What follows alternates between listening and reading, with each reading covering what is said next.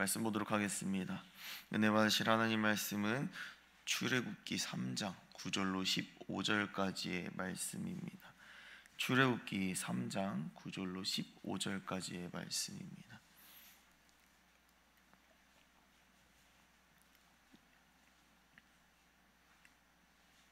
교독하도록 하겠습니다. 제가 9절, 여러분 10절, 마지막 15절은 합독하도록 하겠습니다. 이제 가라, 이스라엘 자손의 부르짖음이 내게 달하고 애굽 사람이 그들을 괴롭히는 학대도 내가 보았으니 이제 내가 너를 바로에게 보내어 너에게 내 백성 이스라엘 자손을 애굽에서 인도하여 내게 하리라. 모세가 하나님께 아뢰되 내가 누구이기에 바로에게 가며 이스라엘 자손을 애굽에서 인도하여 내리까? 하나님이 이르시되 내가 반드시 너와 함께 있으리라. 내가 그 백성을 애굽에서 인도하여 낸 후에 너희가 이 산에서 하나님을 섬기리니 이것이 내가 너를 보낸 증거니라. 모세가 하나님께 아뢰되 내가 이스라엘 자손에게 가서 이르기를 너희의 조상의 하나님이 나를 너희에게 보내셨다 하면 그들이 내게 묻기를 그의 이름이 무엇이냐 하리니 내가 무엇이라고 그들에게 말하리까? 하나님이 모세에게 이르시되 나는 스스로 있는 자니라. 또 이르시되 너는 이스라엘 자손에게 이같이 이르기를 스스로 있는 자가 나를 너희에게 보내셨다 하라. 다 같이 읽겠습니다. 시작. 하나님이 또 모세에게 이르시되 너는 이스라엘 자손에게 이같이 이르기를 너희 조상의 하나님 여호와 곧 아브라함의 하나님 이삭의 하나님 야곱의 하나님께서 나를 너희에게 보내셨다 하라. 이는 나의 영원한 이름이요 대대로 기억할 나의 칭호니라. 아멘. 할렐루야. 오늘 저는 출애굽기 3장을 중심으로 나의 아버지 나의 하나님이라는 제목으로 말씀을 전하고자 합니다. 하나님께서는 모세를 호렙산에서 부르십니다. 타지 않는 떨기나무를 통하여서 모세의 관심을 끄시고 그에게 말씀하십니다. 나는 내 조상의 하나님이다 라고 말입니다. 이집트의 왕자로 자란 모세라고 할지라도 이 모세에게는 보이지 않는 히브리 민족의 DNA가 있었습니다. 그렇기에 이집트 왕자로 자라난 모세라고 할지라도 그를 창조하신 하나님께서 아브람, 이삭, 야곱을 너의 조상이라고 말씀하십니다. 출애굽기 3장 6절의 말씀을 보도록 하겠습니다. 또 이르시되 나는 내 조상의 하나님이니 아브라함의 하나님, 이삭의 하나님, 야곱의 하나님이니라. 아멘. 모세에게 너의 조상은 누구이냐라고 물어보지 않으시고 바로 아브라함, 이삭, 야곱이 너의 조상인데 내가 그들의 하나님이다 라고 선포하십니다. 우리가 오늘 출애굽기 3장에서 주목해야 될 첫 번째 장면입니다. 이는 단순히 모세의 조상을 알려주시라는 교육적인 기능이 아니라 아브라함부터 야곱까지 하나님의 대로를 여신 주님께서 모세를 차세대 리더로 사용하시겠다는 이 사명을 모세에게 말씀해 주시는 것입니다. 때로는 하나님께서 우리에게 사명을 주실 때에, 맡기실 때에 이유를 말씀하지 않으신 경우를 보게 됩니다. 작게는 하나님의 뜻을 알 수 없는 작은 순종부터 나의 모든 인생을 걸어야 하는 선택까지 말입니다. 오늘 본문에서 하나님께서는 모세에게 인생의 전부를 결정하는 선택을 명령하셨습니다. 어쩌면 이 선택이라는 단어보다는 저는 하나님의 주권적인 섭리다라고 표현하고 싶습니다. 이러한 배경에는 모세의 가족들, 더 나아가서 히브리 족속의 간절한 기도가 있었음을 알 수가 있습니다. 출애굽기 3장 7절의 말씀을 한번 보도록 하겠습니다. 출애굽기 3장 7절의 말씀 다 같이 합독하시겠습니다. 시작. 여호와께서 이르시되 내가 애굽에 있는 내 백성의 고통을 분명히 보고 그들이 그들의 감독자로 말미암아 부르짖음을 듣고 그 근심을 알고. 아멘. 이 이스라엘 히브리 족속의 기도가 얼마나 쌓였던지 모세에게 하나님께서 사명을 주시고 왜 사명을 주셨는지 설명하여 주십니다. 이 말씀을 통하여서 우리는 무엇을 알 수가 있느냐? 기도의 능력을 알 수가 있습니다. 기도는 단순히 일회성으로 끝나는 것이 기도가 아니라 모든 민족과 공동체가 기도를 한다는 것은 무엇이냐? 기도를 쌓는 것과 같습니다. 물질로 예로 들자면 저축하는 것이고, 식량으로 치면 비축하는 것입니다. 그 기도가 하나님께서 뜻하신 분량에 찼을 때에 모세를 찾으셔서 주권적으로 사용하시고자 주님께서는 말씀하셨습니다. 그래서 우리가 기도할 때에 주님은 일하십니다.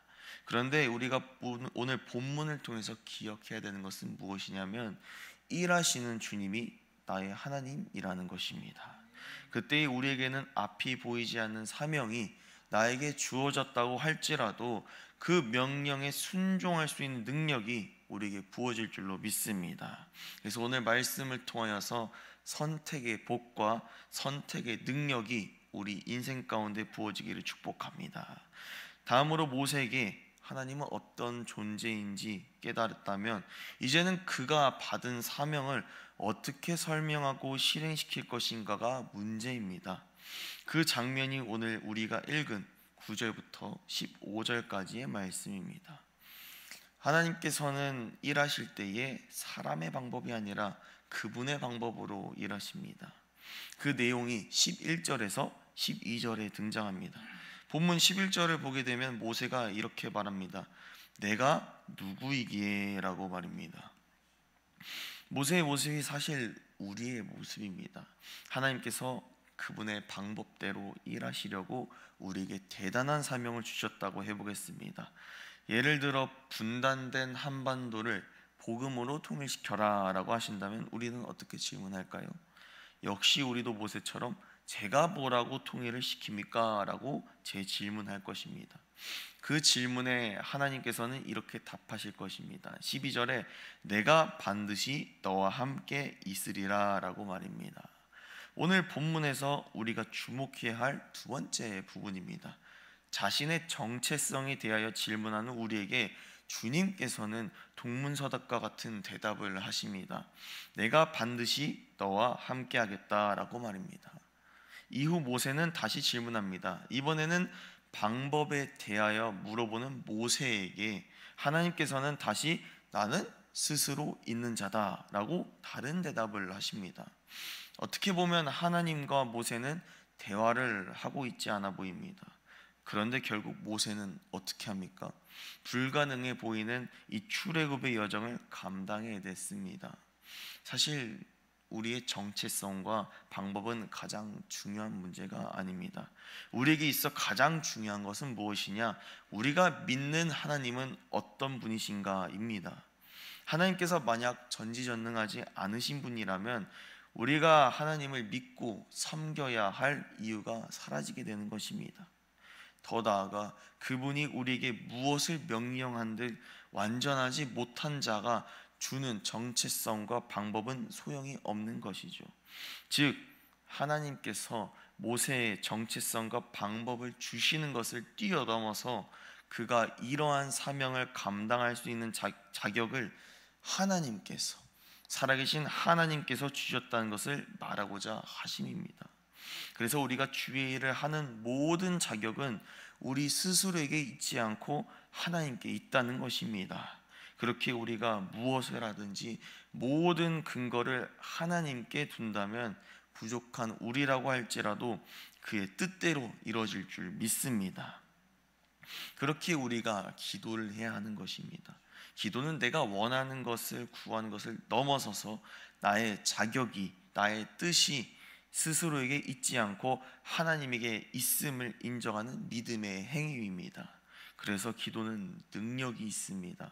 모세가 아무리 이스라엘 백성에게 소리치고 가르친다고 해서 될 일이 아니라 하나님께서 명령하셨다는 자격으로 출애굽을 이루라고 하시는 것입니다.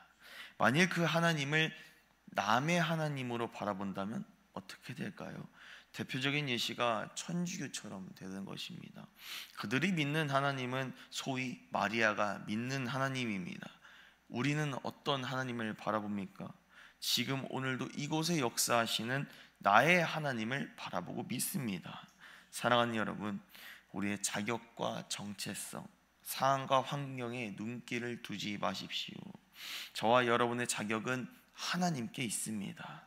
더 나아가 우리에게 자격을 주시는 그 하나님은 나의 하나님임을 기억해야 할 줄 믿습니다. 우리가 기도할 때에 습관적으로 하나님 아버지라고 하는 모습을 볼 수가 있습니다. 저는 종종 교회학교 아이들에게 이 하나님과 기도의 연관성에 대하여서 하나의 예시를 들고 있습니다. 기도가 습관이 되지 않는 아이들, 기도의 중요성을 모르는 아이들에게 저는 이 하나님과의 관계를 이용하여 기도를 설명하고 있는데, 이 기도하지 않는 사람은 마치 하나님 아버지가 아니라 하나님 아저씨가 된다라고 이렇게 표현하고 있습니다. 오늘 모세도 동일한 모습을 나타내고 있습니다. 히브리 사람을 때리는 애굽의 감독관을 죽이고 광야로 도망쳐 방황하는 모세에게 하나님은 아저씨와 같은 존재였습니다. 하나님이라는 분은 계시지만 딱히 찾지도 소통하지도 않는 관계 말입니다. 그런데 모세를 자신의 자녀로 삼으신 하나님께서 모세에게 선포하십니다. 나는 너의 하나님이다. 나 하나님이 너의 자격이 되어주마 라고 말입니다. 하나님은 우리의 아버지가 되십니다. 운전이든지 신앙이든지 방향을 잃어버리는 순간 그 사용한 속도와 에너지는 모든 것이 무용지물이 되는 것입니다. 그렇기에 하나님에 대한 방향을 성경의 하나님이 아닌 나의 하나님으로, 나의 아버지로 조정하는 우리 모두가 되시길 축복합니다. 아버지가 자녀에게 자녀라는 직분만, 자격만 줍니까? 아닙니다. 자신이 가지고 있는 사랑을, 모든 것을 부어줍니다. 또한 자신이 가지고 있는 물질과 기업을 자녀에게 물려줍니다. 우리가 나아가는 모든 신앙의 여정은 우리 스스로 노력해서 될 것이 전혀 없습니다. 하나님께서 만나 주셔야 기도가 되고, 하나님께서 응답해 주셔야 능력이 되며, 하나님께서 우리를 사용해 주셔야 비전이 됩니다. 우리의 모든 자격과 자존감은 하나님께 있음을 선포하시길 축복합니다. 또한 그 하나님이 나의 아버지가 되어 주신다는 영원한 은혜를 누리시는 저와 여러분들이 되길 축복합니다. 은혜는 부담으로 받는 것이 아니라 누리는 것이 은혜입니다. 오늘도 기도의 자리로 나오신 여러분, 하나님 아버지께서 주시는 자녀의 권세를 누림으로 말미암아 날마다 강건하여지기를 원합니다. 그때에 오늘 본문의 모세처럼 불가능해 보이는 하나님의 명령과 비전이 우리의 삶 속에서도 성취되어지고 이루어질 줄 믿습니다. 하나님을 나의 아버지로, 그 아버지를 나의 자격으로, 능력으로, 배경으로 삼으시는 저와 여러분의 삶이 되시기를 예수님의 이름으로 축복합니다. 이 시간 공동기도문 기도하도록 하겠습니다.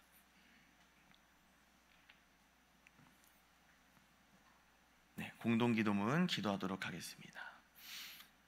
기도하겠습니다. 시작. 우리의 아버지 되시는 하나님, 오늘도 아버지 품으로 나아갑니다. 잃어버린 나의 자격과 정체성을 세상에서 찾지 않게 하시고 하나님이 나의 자격이 되게 하여 주시옵소서.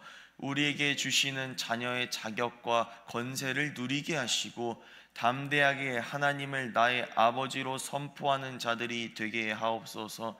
오늘도 나의 하나님으로 기뻐하고 나의 아버지로 주의 은혜를 누리는 하루가 되게 하여 주시옵소서. 감사드리며 예수님의 이름으로 기도합니다. 아멘.